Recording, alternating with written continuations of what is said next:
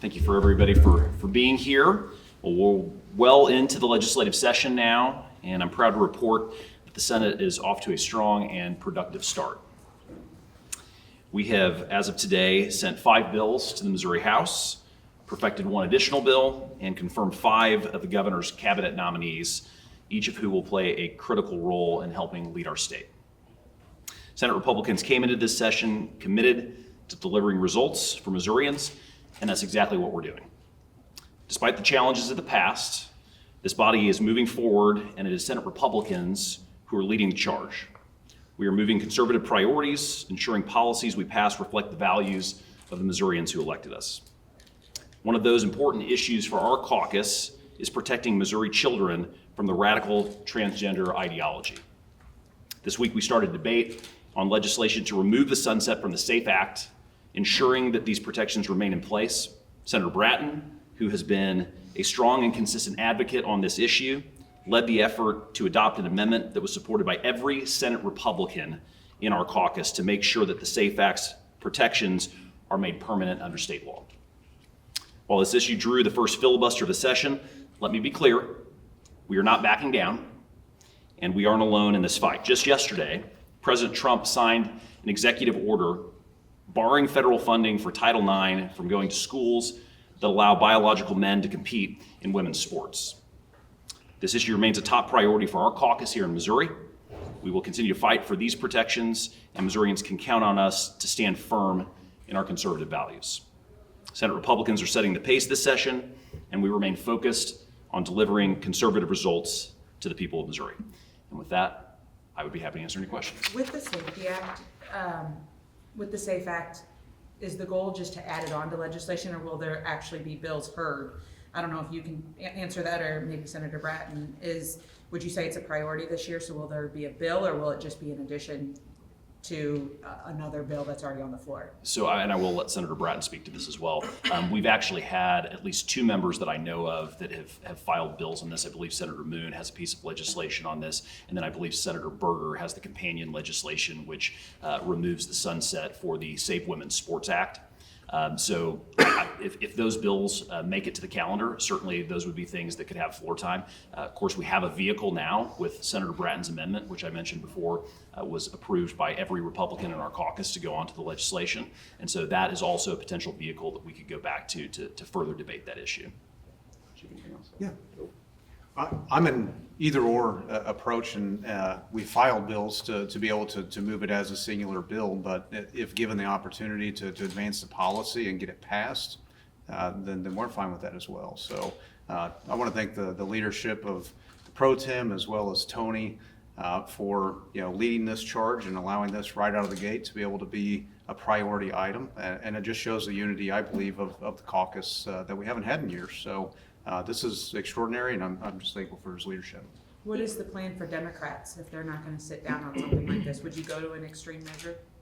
Well, I mean, they're here to answer that, so we'll let them answer that. But, hey, I think we've got to do whatever we can do for kids, and at least for me, I think it's top priority.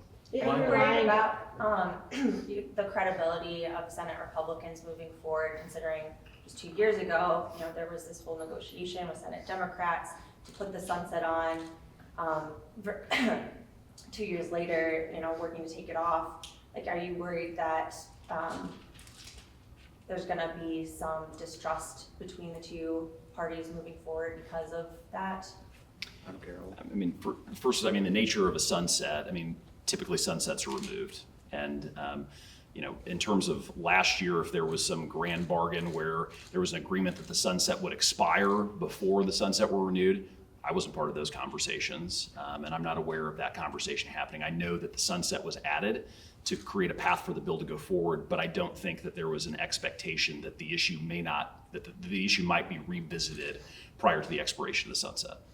The underlying legislation actually removes the sunset on the FRA. That has, last year that was kind of a not disagreeable topic among Freedom Caucus members, so maybe this is something that Senator Brattin can answer.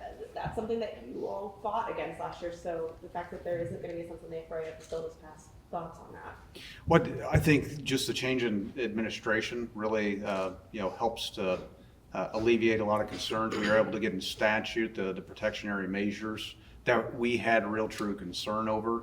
But you're just trying to gauge what is the best policy. And to me, protecting kids permanently from being mutilated is a trade-off for a federal program, to be honest, that's probably not going to go away no matter how much we filibuster. So if we're able to negotiate something to this to protect kids in perpetuity, then that's, to me, a good trade. Why not have a public hearing to allow people to air, the public to air how they feel about it? I heard the House had an 8-hour, airing of grievances. We've had numerous airings of grievances over the years. This is the same policy that was enacted into law. So I guess what's to debate? We know what the issues are. We know where we all stand. Let's just fix it permanently and do what we should have done years ago. Could you clarify what you mean by airing? Like, did you just refer to a committee hearing as an airing of grievances? Yeah. I mean, people air their grievance as to why this legislation was filed. Absolutely, and they're frustrated. On one side, frustrated why there was a sunset. There were people frustrated why the law was passed. So yeah, it's a way to grieve a redress of grievance against bills being filed. Is that not what you would, I guess, say that it is? I just wanted you to in opposition. clarify that. Okay. I also want to ask, last year, obviously, you spoke at like a different press conference. Senator Brattin would come up and speak. What message should we take from you speaking in a press conference with Senate Republicans today? Is that a sign that, you're getting along better this year, or like what message should we see from that? Well, sure. I think you can see that we're getting along better. It was kind of turned into a dumpster fire last year in terms of being at odds, but I think a lot of it had to do with personality with particular individuals. We've always said, as the Freedom Caucus, our goal is to actually get to a point where we don't need a Freedom Caucus anymore, or to be a Republican caucus achieving Republican things. And we are doing that, and the leadership shows that they're willing and wanting to do that. So, of course, we're going to work alongside and not be, at odds and fighting when we're working in unison. Senator Luetkemeyer, what's on the floor next week? Can we expect St. Louis City Police, or what's next week look like? So what I can say is you could expect the debate over public safety, including St. Louis State Control, to be on the imminent horizon. I would say it's probably not out of the question, and maybe fairly likely that we see it on the floor this week. I think that the original intention, at least in my mind, was to maybe start that debate this week. As some of you probably know, Senator May was sick this week. This is an issue that she's particularly passionate about, and we thought out of respect to her that we would hit the pause button until she returns to session. We've got time for 2 more questions. This is the first year in recent memory that the Senate has sent a bill over to the House before the House could send a bill over to the Senate. What does this tell us about the pace we're moving at this year? Well, I think it's just a testament to the fact, and Senator Brattin talked about this earlier, we have a cohesive, unified Republican caucus, which is something that we have not had for the last several years. And I think you should expect the pace of things in the Senate to all be deliberative, and we're going to see filibusters, and we'll work through those things. But I think you're going to see us work much more efficiently this year than you have maybe in the last 4 years. Senator Luetkemeyer, the border war law that Missouri signed in 2019 is set to expire in August. Is that something that you think should be extended? I know Senator Searboy has a bill that would remove the sunset on that. Yes, as a matter of fact, he offered that as an amendment on the floor yesterday, and it did attach to a bill. I can't recall if that's the bill that is in fiscal oversight right now, or if it's one of the ones that we third read today. But suffice it to say, if it's the one in fiscal oversight and we haven't third read it yet, we will be third reading it next week, would be the anticipation for us to renew that. Obviously, there's a context of what Kansas did last year. Like, in your mind, did they violate that agreement in any way, or do you think there's gonna be any pushback to extending that, considering that Kansas is actively trying to lure the Chiefs and Royals? Well, I think that Kansas is going to do whatever they're going to do. I think that for sure what they have tried to do with the Star Bond package is in violation of both the letter and the spirit of that law. I think that they are going back on their commitments that they made to Missouri.